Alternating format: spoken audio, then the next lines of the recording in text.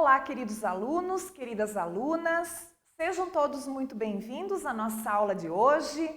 Hoje nós estudaremos a aula 14 de Língua Portuguesa do 8º ano. Eu sou a professora Marilaine e estarei com vocês neste momento.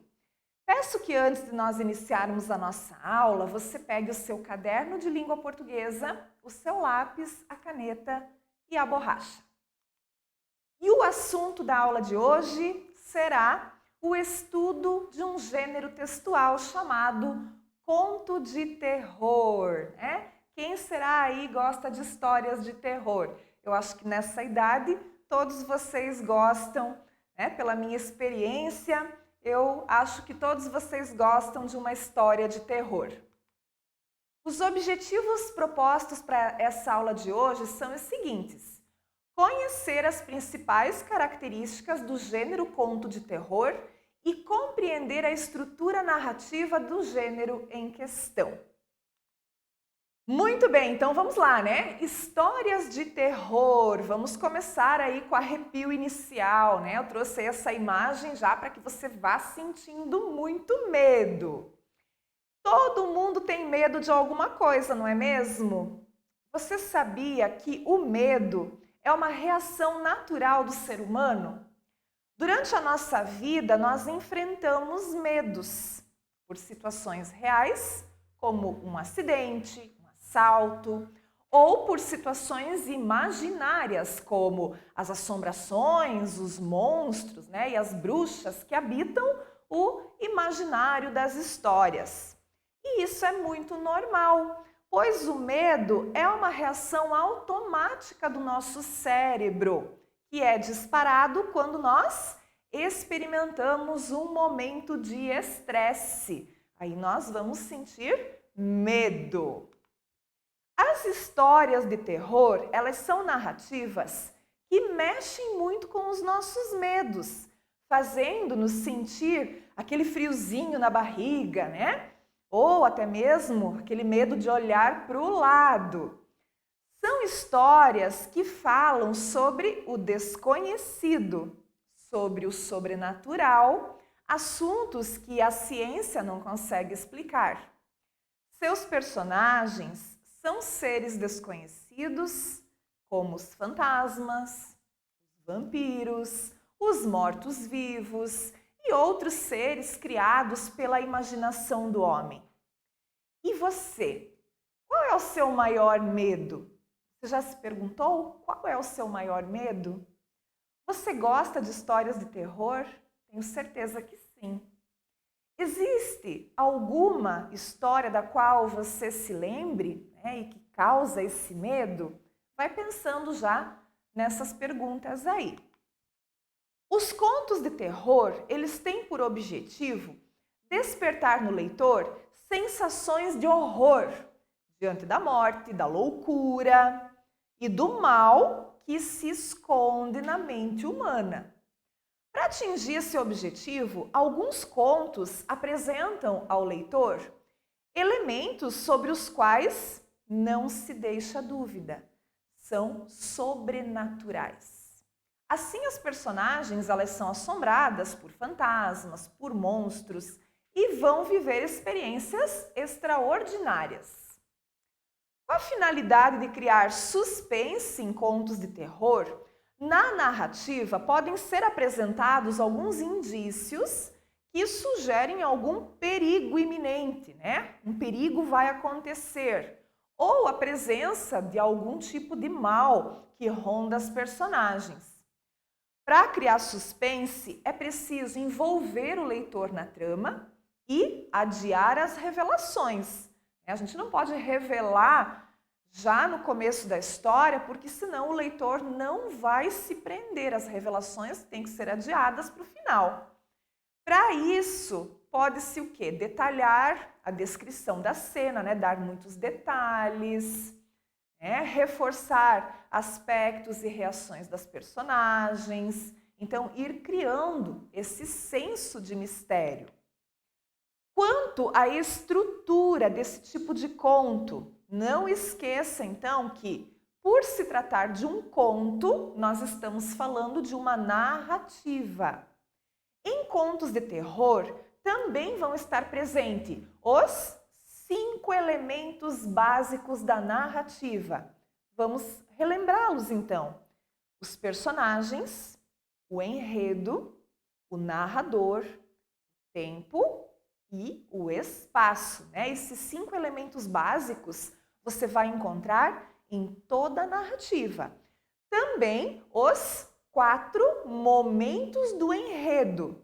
Então, um desses 5 elementos chama-se enredo, que é a história em si. Nós vamos ter dentro desse enredo os 4 momentos, que são a situação inicial, o conflito, o clímax e o desfecho. Lembrando que tanto os elementos da narrativa quanto os momentos do enredo, eles já foram estudados na aula sobre o gênero conto. Então, se você precisar, pode estar retomando essa aula para relembrar os 5 elementos da narrativa e os 4 momentos do enredo. Agora vamos ler um conto de terror. Mas antes da gente fazer a leitura desse conto de terror, eu vou falar para vocês um pouquinho sobre o autor deste conto de terror, né? O conto de terror chama-se O Retrato Oval e ele é um conto clássico de terror do autor Edgar Allan Poe. As bibliotecas escolares estão recheadas de livros desse autor, né? E a preferência dele é sempre por contos de terror. Então vamos conhecer um pouquinho quem foi o Edgar Allan Poe. Edgar Allan Poe, nascido em 1809, falecido em 1849, foi um poeta, escritor, crítico literário e editor norte-americano. Autor do famoso poema O Corvo. Escreveu contos sobre mistério, inaugurando um novo gênero e estilo na literatura. Edgar Allan Poe nasceu em Boston, nos Estados Unidos, no dia 19 de janeiro de 1809. Filho de atores ambulantes, quando ele tinha 1 ano, o pai deixou a casa e no ano seguinte a mãe faleceu. Com 2 anos, foi adotado por um rico comerciante escocês. Fez seus primeiros estudos em Glasgow, na Escócia, e em um internato em Londres, onde a família se estabeleceu. Em 1820, já estava de volta aos Estados Unidos, onde continuou os estudos em uma escola de Richmond, em Virgínia. Em 1823, escreveu seus primeiros poemas. Em 1826, ingressou na Universidade de Virgínia. Nessa época, envolveu-se com o jogo e o álcool. Tinha uma relação conflituosa com o pai adotivo. Em 1827, publicou seu primeiro livro de poemas, Carmelão e Outros Poemas. Em 1829, vai viver com sua tia e sua prima. Em 1830, Allan Poe ingressa na Academia Militar de West Point. Depois de 8 meses, foi expulso por indisciplina. Em 1831, publica o livro Poemas. Em 1833, recebe um prêmio por seu manuscrito encontrado numa garrafa. Em 1835, Allan Poe tornou-se editor literário. Nesse mesmo ano, casa-se com sua prima de apenas 13 anos. Seu problema com a bebida se agravou, sendo despedido do emprego. Muda-se para Nova York, trabalha em alguns periódicos e escreve suas obras. Em 1847, sua mulher morre, agravando ainda mais o seu vício com o álcool. Em 1849, após viajar de Richmond para Baltimore, perde-se pelas ruas, sendo encontrado bêbado, delirando em uma taberna e levado para um hospital, onde passa seus últimos dias. Edgar Allan Poe morreu em Baltimore, Maryland, Estados Unidos, no dia 7 de outubro de 1849. Então agora nós vamos ler, conhecer um conto de terror, um fragmento do conto de terror do Edgar Allan Poe. O Retrato Oval. O castelo onde o meu criado achara por bem penetrar à força em vez de me condenar, deploravelmente ferido como eu estava, a passar uma noite ao relento, era uma dessas construções, misto de grandeza e de melancolia, que por longo tempo ergueram a sua fronte orgulhosa no meio dos Apeninos, tanto na realidade como na imaginação da senhora Radcliffe. Segundo toda a aparência, tinha sido temporária e recentemente abandonado. Instalamo-nos numa das dependências menos amplas e menos suntuosamente mobiliadas, situada numa torre afastada do edifício. A sua decoração era rica, mas antiquada e em ruínas. As paredes, ornamentadas com numerosos troféus heráldicos de todas as formas, eram cobertas de tapeçarias, assim como de uma coleção prodigiosa de pinturas modernas, de grande estilo, em ricas molduras de ouro ao gosto arabesco. Tomei profundo interesse, talvez fosse o meu delírio a causa disso, por esses quadros suspensos, não só nas principais paredes, mas também nos inúmeros recantos que a extravagante arquitetura do castelo tornava inevitáveis. E de tal modo que mandei Peter fechar as pesadas portas das janelas do aposento, pois já era noite, acender um grande candelabro de vários braços colocado junto da minha cabeceira e abrir de par em par os reposteiros de veludo preto, guarnecidos de franjas, que cercavam o leito. Dei estas ordens para que, ao menos no caso de eu não poder dormir, me deleitasse alternadamente com a contemplação dessas pinturas e com a leitura de um pequeno volume que encontrara sobre o travesseiro e que continha a descrição e a análise dos quadros. Li durante muito tempo. Contemplei religiosamente, devotamente. As horas consumiam-se, rápidas e gloriosas, e chegou a profunda meia-noite. A posição do candelabro não me agradava, por isso, estendendo a mão com dificuldade para não incomodar o meu criado que repousava, coloquei o objeto de maneira que fizesse incidir os seus raios plenamente sobre o livro. Mas o efeito produzido foi absolutamente inesperado. Os raios de luz das numerosas velas, porque eram muitas, caíram então sobre um recanto do quarto que até aí uma das colunas do leito mergulhara em sombra densa. Vi à luz viva uma pintura que a princípio me tinha passado despercebida. Era o retrato de uma jovem, já amadurecida, quase mulher. Deitei ao quadro um olhar rápido e fechei os olhos. Por quê? Ao princípio, eu próprio não soube por quê. Mas enquanto mantinha as pálpebras fechadas, analisei rapidamente a causa que me obrigara a fechá-las assim. Fora um movimento voluntário para ganhar tempo e para pensar, para me certificar de que a vista não me enganara, para acalmar e preparar o espírito para uma contemplação mais a frio e mais segura. Ao fim de alguns instantes, olhei de novo, fixamente para o quadro. Não podia duvidar, mesmo que quisesse, de que via então com toda a nitidez, pois o primeiro fulgor do candelabro sobre aquela tela dissipara o espanto e o devaneio de que os meus sentidos estavam possuídos e chamaram-me num instante à vida real. O retrato, como já disse, era o de uma jovem mulher. Era simplesmente uma cabeça, com as espáduas, tudo naquele estilo que se chama em linguagem técnica estilo de vinheta, bastante à maneira de Sully, nas suas cabeças prediletas.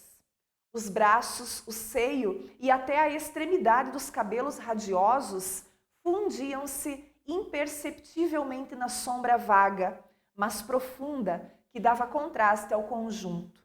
O caixilho era oval, magnificamente dourado e lavrado em metal ao gosto mourisco. Como obra de arte, não se podia encontrar nada mais digno de admiração do que a própria pintura. Mas é possível que não fosse nem a execução da obra, nem a imortal beleza da fisionomia, o que tão de súbito e tão fortemente me impressionou. Ainda menos devo acreditar que a minha imaginação, saída de uma meia sonolência, tivesse tomado a cabeça pela de uma pessoa viva. Antes de mais, compreendi que os pormenores do desenho, o estilo de vinheta e o aspecto da moldura teriam imediatamente dissipado tal sortilégio e me preservariam de qualquer ilusão, por momentânea que fosse. Enquanto fazia e aprofundava estas reflexões, conservei-me meio estendido, meio sentado, uma hora inteira talvez, com os olhos pregados naquele retrato. Por fim, depois de ter descoberto o verdadeiro segredo do efeito que ele produzia, deixei-me cair de novo no leito. Adivinhara que o encanto da pintura residia numa expressão vital, absolutamente adequada à própria vida, que a princípio me fizera estremecer e finalmente me deixara confuso, subjugado, amedrontado. Com profundo e respeitoso terror, tornei a pôr o candelabro na sua posição primitiva. Depois de ter assim furtado aos meus olhos a causa de tão grande perturbação, procurei vivamente o livro que continha a análise dos quadros e a sua história. Indo direto ao número que designava o retrato oval, li o vago e singular relato que se segue. Era uma jovem de raríssima beleza e não menos gentil que alegre. Maldita foi a hora em que ela viu, amou e desposou o pintor. Este, apaixonado, estudioso, austero, já tinha encontrado esposa na sua arte. Ela, jovem de rara beleza e não menos gentil que alegre, toda luz e sorrisos, com o feitio folgazão de uma corça nova, amando com ternura todas as coisas e odiando apenas a arte, que era sua rival. Só temia a paleta e os pincéis e os outros instrumentos que a privavam da presença do seu bem-amado. Terrível coisa foi para a dama ouvir o pintor exteriorizar o desejo de pintar também a sua jovem esposa. Mas ela, humilde e obediente, posou durante longas semanas na sombria e alta câmara da torre, onde a luz se filtrava unicamente pelo teto e incidia sobre a desmaiada tela. Ele, porém, o pintor, punha toda a sua glória naquela obra, que progredia de hora para hora. Era um homem apaixonado, estranho, meditabundo, perdido em devaneios, e de tal maneira que não queria ver como a luz que tão lugubremente caía naquela torre isolada ressequia a saúde e o espírito de sua mulher, que definhava visivelmente para toda a gente, menos para ele. E ela sorria sempre, sempre, sem se queixar, pois via que o pintor de tão grande renome sentia vivo e ardente prazer na sua tarefa e trabalhava noite e dia para pintar aquela que tão ternamente amava, mas que enlanguecia cada vez mais, de dia para dia. E, na verdade, aqueles que contemplavam o retrato falavam em voz baixa da semelhança, como de extrema maravilha, como de uma prova do talento do pintor, não menor que o seu amor profundo por aquela que ele tão miraculosamente pintava. Um dia, contudo, quando a tarefa estava no fim, ninguém mais foi admitido na torre. O pintor enlouquecera com o ardor que punha no seu trabalho e raramente desviava o olhar da tela, mesmo para contemplar o rosto da mulher. Ele não queria ver que as cores que espalhava na tela eram tiradas das faces daquela que estava junto de si. E quando muitas semanas já se tinham passado e muito pouco restava para fazer, nada mais que um retoque na boca e uns laivos nos olhos, o espírito da retratada ainda palpitou como a chama viva de uma lâmpada. Foi então feito o retoque e postos os laivos, e por momentos o pintor quedou-se em êxtase diante do trabalho concluído. Mas, um minuto depois, Ainda a contemplá-lo, ele estremeceu e, tomado de assombro, gritou com voz estrepitosa: "Mas é a própria vida?" E então, bruscamente, voltou-se para contemplar a sua bem-amada. Estava morta. Muito bem, né, pessoal? Então, nessa história, né, que por acaso o homem vai parar lá num casebre abandonado e acaba encontrando esse retrato oval, e aí ele encontra a história desse retrato oval, né, que vocês acabaram de ver aqui nessa história. Depois, na atividade de vocês vão retomar essa leitura e vão fazer a interpretação desse texto. Bom, no link abaixo, você vai poder assistir a animação dessa história que eu acabei de ler para vocês, que é o retrato oval. Então, vocês podem acessar esse link e lá tem a história animada. Muito bem. Também anexei aí para vocês um outro link, onde você pode também acompanhar a narração dessa história, o retrato oval. Então, são outras duas opções que você tem para retomar essa história. Pode fazer isso na hora que você for fazer os exercícios.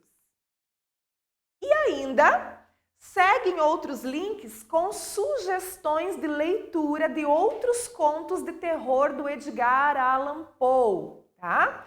Então, nós temos ali o link para você acessar o conto O Gato Preto, o link para você acessar a história A Máscara da Morte Escarlate.